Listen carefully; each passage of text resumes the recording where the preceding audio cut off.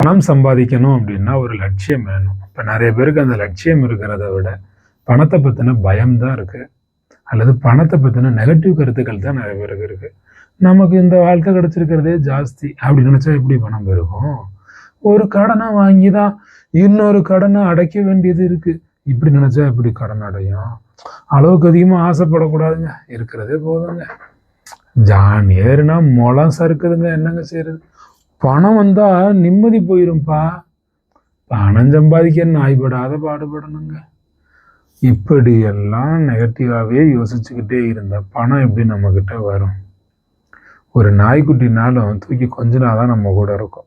நாய், பூனை, முயல் இதெல்லாம் வளர்த்தீங்கன்னா, ஒரு புறா, ஒரு கிளியெல்லாம் வளர்த்தீங்கன்னா பாசத்தோடு நாம் பார்த்தாதான் நம்மக்கிட்ட வரும். பணத்தையும் பாசத்தோட, மரியாதையோட, அன்போட, நல்லெண்ணத்தோட பார்க்கணும். அப்போதான் காசு பணம் வந்து சேரும்.